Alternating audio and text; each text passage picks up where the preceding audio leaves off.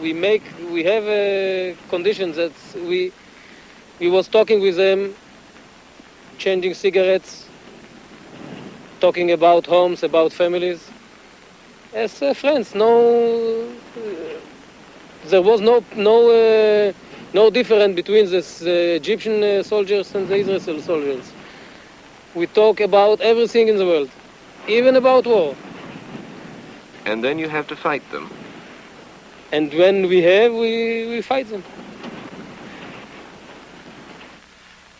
Neither the Palestinians nor even the Arab world cannot, in the foreseeable future, even dream about eliminating or even causing a real danger to the Israeli cause using the military system.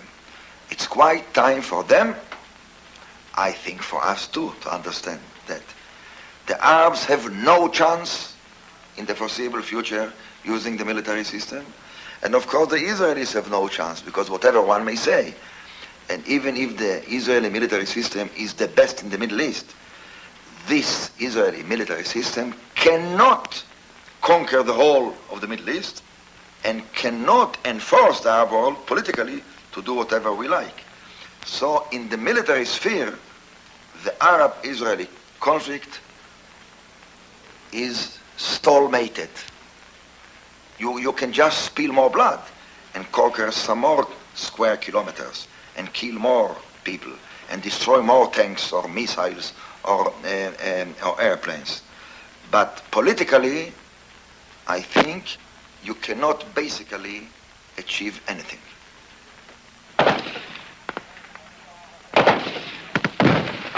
It's true, of course, but it cannot work until the leaders and the peoples accept that war provides no permanent solution to their problems and accept the painful compromises that would be necessary instead of war.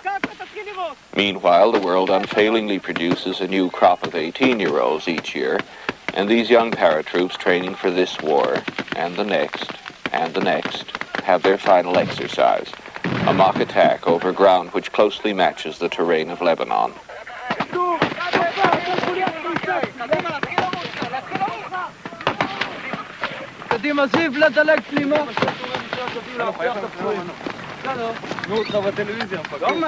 The idea of getting into a war is obviously very attractive to these young recruits.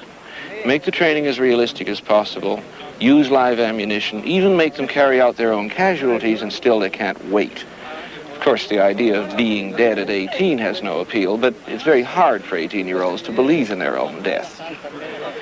Quite soon now, though, the Army is very likely to put them into situations where they have to believe in it. And then there's another notion to help carry them through, the idea of sacrifice. Asking our young men to lay down their lives for the good of all of us, of the whole nation, is part of the way we've always done things. And so long as they have faith in their leader's judgment, by and large, the young men are willing to make that sacrifice.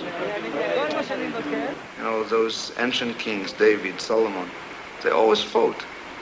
And it's a repetition of the same story of very stubborn small nation trying to live among these other nations around here. And whenever someone goes to sleep, whenever someone rests for a while and put off his arms, he is exposed to someone who jumps on his neck. And I certainly believe that the generation that is growing now, my son, I have a 5-year-old son, you know, will have to fight. And maybe my grandchild will have to fight. And maybe that's the way it should be. But there is another idea abroad in the world today, that the whole community should make lesser sacrifices so that nobody has to die. About 5,000 anti-war demonstrators gathered in Tel Aviv this afternoon. The protest, one of the largest peace rallies in Israel's history, was organized by the Committee Against Invasion. It wants an immediate Israeli withdrawal from Lebanon. None of these people know exactly what concessions they would have to make for peace, but the sacrifices would certainly be very painful. They would have to give up land that many Israelis believe they have a right to, and they would have to let the Arabs control places from which they could threaten Israeli towns and cities. But Israel faces the same choice as everybody else. Make the sacrifices and take the risks necessary for peace, or go on killing other people's children and burying your own. It's now the 4th week in a war that was supposed to last just 4 days. Pini Avigua is back on his farm in the Golan Heights, in occupied Syria, in other words. He will have 2 days away from his unit to catch up on his work before he has to return to the army. Like most reservists, Pini's army unit is located very close to his home. When he's mobilized, he just gets in his jeep and he's at his war in half an hour. And in a way, his family is mobilized too. This time I was really worried because I have a big farm, and to be alone, it's very hard. You can see if something happened in Israel, everyone is running every hour to the radio to hear some news, or if you hear in the middle of the day, more than every hour, everyone is running to the radio. That afternoon, during a party at his children's school, Pini learns that the army is calling him back early, and his private life disappears again. He'll be in uniform and back with his unit before the sun sets.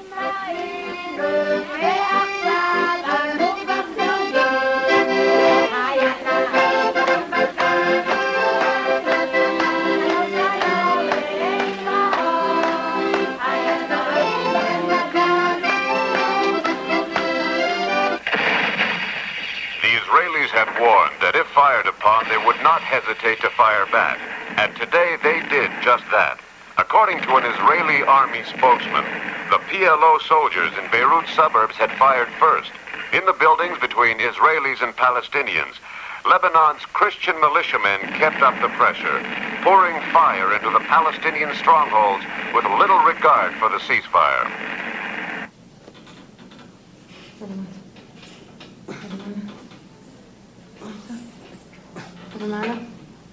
Gabi Bashan has just come back from Beirut, and it's the last time he'll have to fight. A week ago, his unit was sitting on the edge of the city, waiting for the diplomats and the generals to decide the fate of Beirut. He was drinking coffee late one night. It was dark and very quiet when a Palestinian guerrilla threw a grenade into his camp. One man died, and Gabi lost the bottom half of both his legs. Every third or fourth family here in Israel have someone that dead or wounded hard in the wars. You wait from the moment that you are 18. You know that it might happen. You live, and I'm now 35, that's 17 years. I know someday it will happen. I will be very lucky if not. This young Lebanese boy's luck ran out at about the same time as Gabi's. He's just been brought in from Beirut with his foot blown off.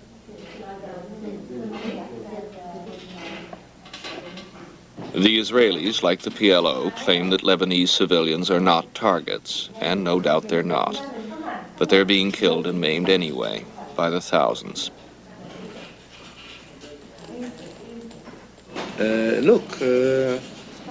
I don't like to kill people.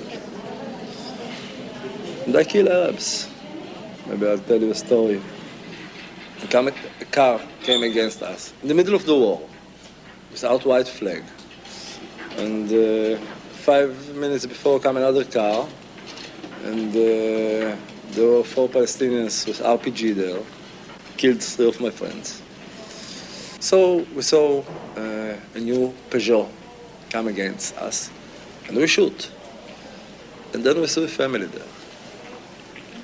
3 children. And I cried.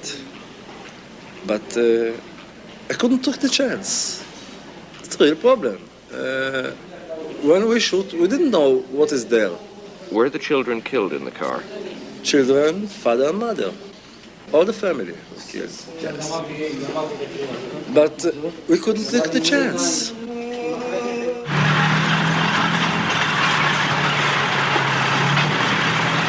Even with the fighting still going on in Lebanon, they're holding maneuvers in Israel as usual. Peeney's unit of reservists is now engaged in an enormous exercise on the Golan Heights.